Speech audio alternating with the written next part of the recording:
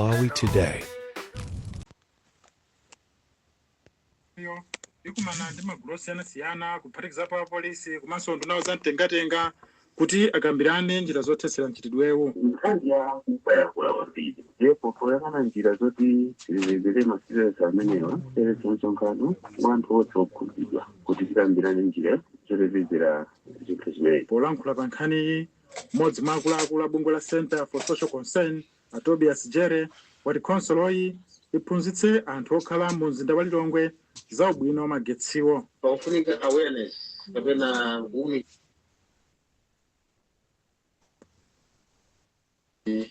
mosi anthu ngozi mtsawa mina kusowa mina drama kusowa mina zambiri pamwe wawo komano kuba magesi na streets. I think isakhale ngati mina njira imodzi yoti mavuto atakutha. Pakanali pano khonsolo ya mzinda wa Lilongwe yati ili ndi chikonzero choyika makamera mu mzindawu pofuna kuthana ndi mavuto otere. Winston Kaimira kuwerenga ripoti lomwe walemba Blessings Mbewe. Anthu 2064 ndi omwe akuyembekezera kupikisana pa mpando wa ukhansala pa chisankho cha pa 16 September.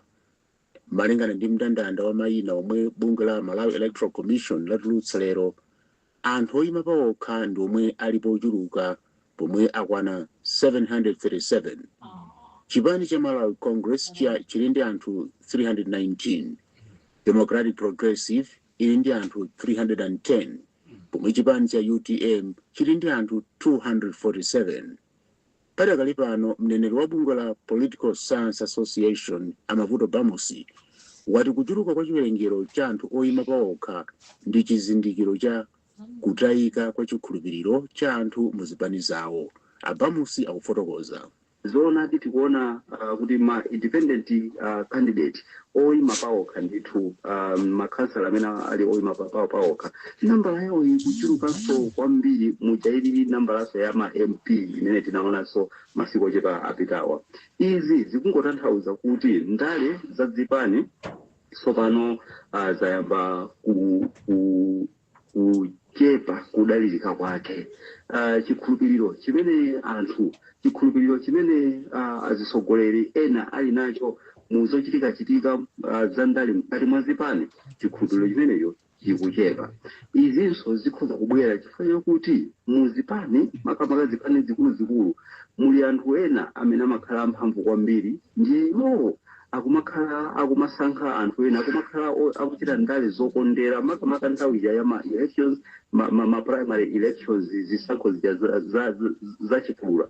Takhala tikumvako ndithu kuti kumadera ena munthu amene amusankha kuti ayimirire chipani wangokhala kuti ndi amene akukonderedwa ndi akuluakulu kapena amene wangotengedwa ndi kupangidwa impose kwa anthu. Ndiye izi ndi zina zimene nizikupangisana kuti ena amene ali mchipani chimenecho koma anali ndi kuthekera kukuti akanatha kuwina chisankho za nzipulula azikhala kuti angopanga chiganizo chokuti ife ndiye tingoyima patokha. Mneneri wa bungwe la Political Science Association Amavuto Bamusi. Bungwe la African Institute for Development Policy AFIDEP lati kukhala kovuta kuti dziko lino likwaniritse masomphenya ake ochepetsa maukwati a ana ndi 20% kuchokera pa 37.7% mzaka zisanu zikudzazi. Mkulu wa kafukufuku ku bungweli a Nuruddin Al-Hassan ati umphawi ndi wokolezera mchitidwewu pamene mabanja osauka ochuluka amakwatiritsa asungwana kuti achepetse ntchito yowayang'anira. Mneneri uwu unaona kuti pasakhale kusiyana pakati pa amayi ndi abambo Apolini Kaude. Anati boma lili ndi chikhulupiriro kuti maukwati a ana achepa pofika mchaka cha 2030.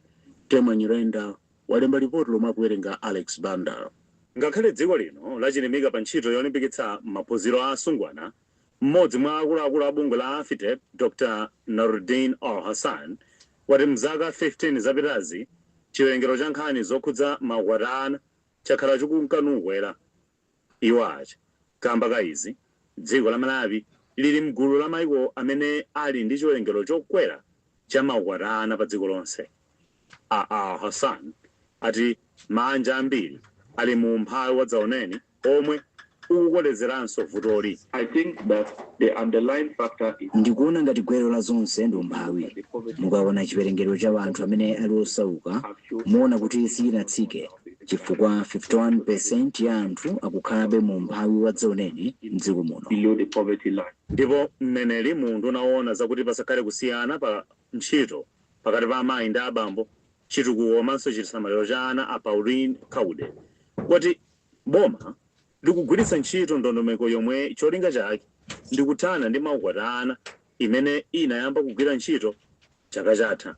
Kudzera mu ndondomekoyi dziko lino likufuna kuti lidzakhale litachepetsa maukwati ana ndi 20% pofika mchaka cha 2030. Komabe Akaude atsindika zakufunika kuti dziko lino likhazikitse njira zothandizira manja pachuma kuti atuluke mu msinga za umphawi. Alex Banda kuyenga ripoti lomolemba Temwa Nyirenda. Mukumvera nkhani pano pa Zodiac ndipo madzulo ano muli ndine Owen Lupeska. Tisanapirire ndi nkhani zite ndionenso mitu yake. Mulipoti lathu lapadera sabata ino, Kenford Mdima akuzukuta manifesto azipani zitatu zomwe zikuoneka kuti ndi zikuluzikulu pa chisankho chikudzachi. Ndipo wapeza kuti mwachuluka malonjezo okhudza ndalama zosaneneka. Akuba ndi aumbanda akuononga zipangizo za magetsi a munsewu ya Telo Council ya Lilongwe. Oyima pawo khachuluka pa mndandanda wa opikisana nawo pa udindo wa ukhansala pa chisankho cha pa 16 September. Milandu ya nkhanza za mbanja yachuluka boma la Tcholo. Mulipoti lathu lapadera sabata ino, pamene nyengo ya kampeni ya chisankho cha mwezi wa Mawu tsopano kufika pa chiyindeinde, atsogoleri a ndale achilimika kufikira anthu 7.2 million omwe analembetsa mkaundula wa chisankhochi. Pamene opikisana pa mpandowu alipo 17, oponya voti akumva mfundo zosiyana zomwe chachikulu zikuti umwe wa anthu mdziko lino udzakhala pabwino. Koma kutsatira mwachidwi mfundo za zipani zina zikuluzikulu, Malawi Congress Party MCP, Democratic Progressive DPP ndi UTM zikuonetsa kuti zadzadza malonjezo omwe ena akuonekeratu kuti ndi osatheka.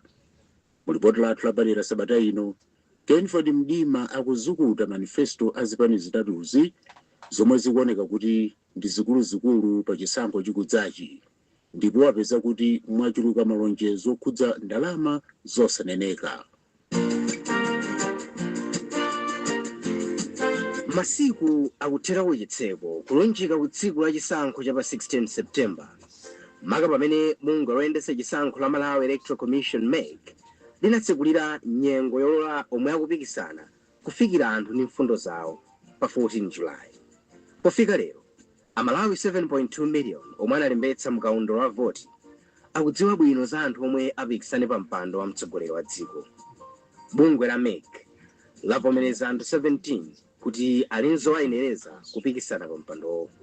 Chiwerengerochi nchochuluka poyerekeza ndi anthu omwe akhala kupikisana pa mpandowo mu zisankho za mbuyo. Anthu 17 iwo pakadali pano akangalika kutsimikizira nzika za mdziko lino kuti ali ndi kuthekera kubweretsa kusintha pa chitukuko ndipo akugwiritsa ntchito njira zosiyanasiyana kufikira anthu monga zimakhalira nthawi iliyonse ya chisankho.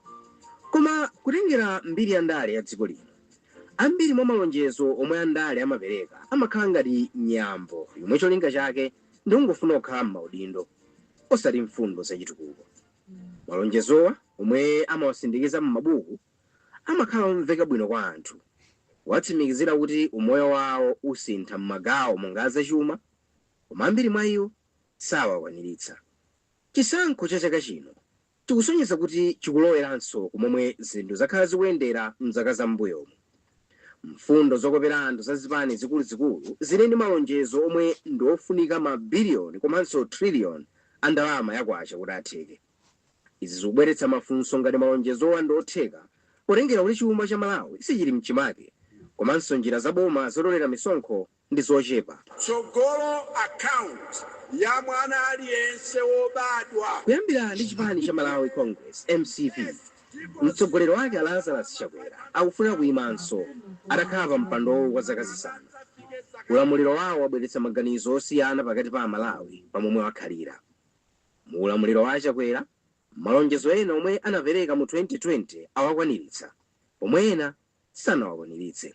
Pano mtsogoleri wa MCPU pamodzi ndi chipanichi wabwera ndi malonjezo ena omwe ndiofunika ndalama kuti awakwaniritse. Malinga ndi mfundozi, Lazarus Chakwera akatenganso boma afuna kuti dziko lino likhale ndi zikhwaya m'madera onse kudzera mu ngongole za 10 million kwacha zopita kwa achinyamata 10,000 zoti ayambire bizinesi. Kuonjezerapo, mfundo za chipani cha MCP zikukambanso zoyika 500,000 kwacha kwa akaunti ya ku banki ya mwana aliyense obadwa kumene zoti adzayambe kugwiritsa ntchito ali ndi zaka 18. Bwera UNICEF pachaka ana osachepera 500,000 amabadwa mdziko lino. Izi zikutanthauza kuti boma lidzifunikira 250 billion pachaka kuti likwaniritse lonjezoli. Kuphatikizapo, mu zaka zisanu boma la MCP lidzifuna 100 billion kwacha kuti lipereke ngongole za 10 million kwacha kwa anyamata 10,000 zoyambira bizinesi. Kwa mneneri wa chipani cha MCP ya Jessica Bwira, atali ndi chikhulupiriro kuti malonjezowa ndotheka. Siti unena kuti tsogola akaunti tidzigawa ndalama ayi koma titsegula akaunti ya investment imene tidziyika yokonzekera kuti mwana uja akadzakwana na zaka 18 akapatsidwe cheke chake mujapangira maiko anzathu kuyambira nthawi yomwe profesa akhalenso president. Kuyang'ana chipani china chomwe chikupikisana mu chisankho cha Democratic Progressive DPP nacho chapereka malonjezo ofunika ndalama kuti atheke. DPP ifuna kuti mtsogoleri wake Peter Mutharika abwererenso ku nyumba yachifumu pambuyo pogonja pa chisankho cha mu 2020.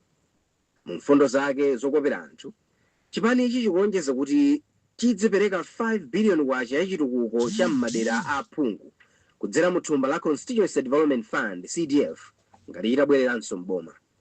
Potengera kuti madera a phungu tsopano alipo 229 na akhala akutsindika kuti maphunziro a primary analowa pansi kuchokera pomwe anakhala aulere. Iwo amati mavuto azachuma komanso kuchepa kwa malipiro a aphunzitsi ndi gwero la izi. Mavuto analipo ngakhalenso mu ulamuliro wa Mutharika wambuyomu. Shadrack Namalomba, mneneri wa mtsogoleri wakale Peter Mutharika komanso DPP, akuti chipanichi chionetsetsa kuti izi zitheke chikatenga boma. Ndama ziyasikukatenga kuna ukasikukapereka ndama zilipo kuboma ku Capitol Hill koma ndama ziyazimangokhala ku Capitol Hill kokwepo kutosa singakakhale kulilongo kuti kapeze ndama zimene zizosatheka. Ndeti kuti ndama zimene zizo panopa tibweresano ndondomeko imene zipite kumudzi chitukuko chikafikire kumudzi. Boma lililonse tidzalipatsa 100 billion kwacha. Chipani china chomwe chikupikisana pa chisankhochi ndi UTM chomwe mofanana ndi zipani zinazi chapereka malonjezo ofunika ndalama mabiliyoni kuti atheke. Zomwe zikupereka mafunso kuti kodi ndalama zake azitenga kuti. Adalitso Kabambe, mtsogoleri wa UTM, ati Amalawi akawasankha boma lawo lidzipereka 100 billion kwacha ku makonsolo a maboma onse kuti ntchito zachitukuko zichitika mofanana. Mneneri wa UTM Felix Njawala wati chipani ichi chikufuna kumasula Amalawi ku umphawi ponena kuti akatenga boma 500 billion kwacha izipita ku ntchito za ulimi, migodi, zokopa alendo komanso kupanga katundu osiyanasiyana wa mafakitale. Tikukamba za ndalama zomwe zimagawidwa kale kungoti no magawidwa a ndalama bajeti yapanopo mmene imapangidwira ndalama zambiri zimakhala zokuti zikupita ku zinthu zimene tikungodya tikudzipereka kwa inu Amalawi. Kutsatira bwino mfundo zokopera anthu zikuchokera ku zipani zitatuzi zikuonetsa kuti palibe chipani chomwe chikufotokozera Amalawi chithunzithunzi cha zotsatira za malonjezowa. Malinga ndi mneneri wa bungwe la akatswiri pandale la Political Science Association of Malawi Amavuto Bamus, malonjezowa akhoza kuchititsa kuti ngongole zomwe dziko lino lili nazo zichuluke ngati chimodzi mwa zipanizi zitalowa mboma. Ngati zipani sizikamba bwino m'mamanifesto wawo kuti ndalama zogwiritsira ntchito malonjezano amene zizachokera kuti ndiye kuti kumapeto kwake dzikoli lizakhalabe mu chingongole chambiri pakuti andale akungofuna kuti akwaniritse malonjezo pamenepa ndikofunika kusamalitsa kwambiri. Abetha Phiri, mkulu wa bungwe la akatswiri ntchito zachuma la Malawi Economic Justice Network, dzikoli lizakhalabe mu chingongole chambiri pakuti andale akungofuna kufuna kuti akwaniritse malonjezo pamenepa ndikofunika kusamalitsa kwambiri. Abetha Phiri, mkulu wa bungwe la akatswiri ntchito za chuma la Malawi Economic Justice Network MEGI, naye ali ndi nkhawa ndi malonjezowa. Iwo achenjeza kuti chuma cha Malawi chipitirira kulowa pansi ngati boma litayamba kukhazikitsa malonjezowa pano, kunena kuti mitengo ya katundu ndiyokwera pa msika. Aphiri ati zikhuza umoyo wa anthu omwe zipanizi zikufikira ndi mfundozi. Kumba lathu ndilochepekera tonse ngatane ndiwonso mabungwera kuona kuti zipanizi zikuchulusa kwambiri malonjezano. Pokhapokha titaona kuti chumachi chakuzidwa bwino ndithu ndikufika pa mulingo wina ndeti zimene zikhuzokhala zotheka. Koma ndi malipoti amene akubwera pakali panopa kuonjezeraponso nambala ya anthu amene ali Malawi tikuona ngati malonjezano amenewa ngosafikirika kwenikweni. Koma kodi oponya voti akuti chani pa malonjezo ochokera ku zipanizi zitatuzi patsogolo pa chisankho cha pa 16 September? Pofuna kumva maganizo osiyana tinayankhula ndi anthu m'maboma a Mzimba, Mchinji ndi Chikwawa. Mwana obadwa 500,000 zinthu zimene sizingathekelere ana kubadwa ngati patsiku pena pakati kamaneno chinthu mwina anthu okhala mbalimbaliyo tizitaya kumafunsa maganizo. Pachipani chautima kufotokoza kuti adzapereka ndalama yokwana 100 billion makonsolo zonsezi ndikuona ngati akungofuna chabe anthu agwinawo mchikondi, koma izizi ndizosatheka. Taonako zinthu nalo bungwe la mipingo la Malawi Council of Churches lapereka nkhawa zake pa mfundo zokopera anthu zomwe zipani zikuluzikulu zapereka, kunena kuti zambiri mwa izo ndi zovuta kuti zitheke.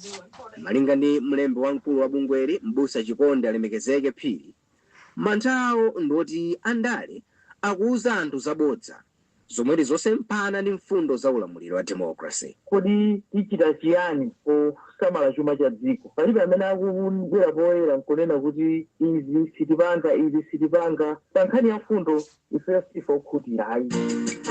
Pamene nyengo yokopa anthu ndi malonjezo pakonzekera chisankho cha pa 16 September ikhale kufika kumapeto, andale akhoza kupindula ngalata lingalira pa malangizo omwe mneneri Shepard Bushiri wapereka pa tsamba lake la Facebook.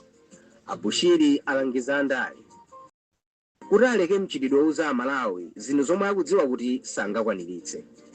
M'malo mwake iwo auza atsogoleri kuti azichita zinthu zawo poyera komanso mwachilungamo zomwe angakwanitse ngati atawapatsa mwayi wolamulira dziko lino.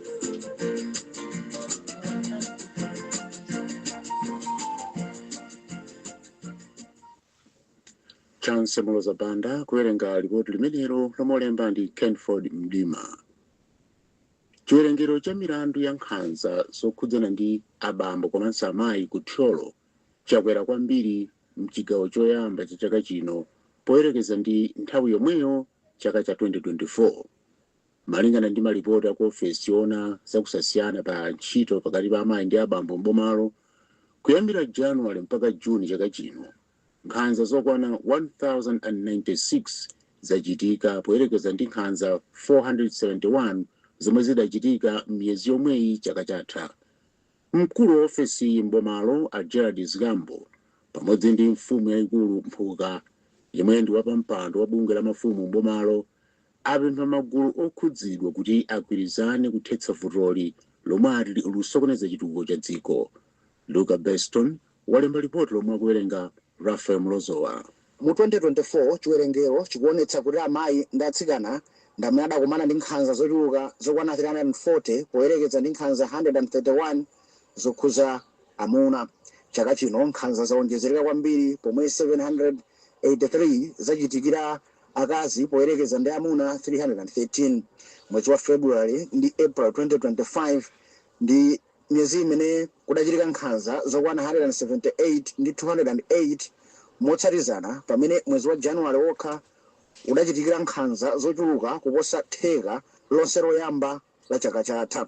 Mkulu wa ofesi yoona kusiyana pa ntchito pakati pa amayi ndi abambo ku Thyolo a Gerard Zigambo wati kuonjezeka kwa nkhanzazi kukusonyeza kuti anthu ambiri tsopano ali ofunitsitsa kufuna thandizo.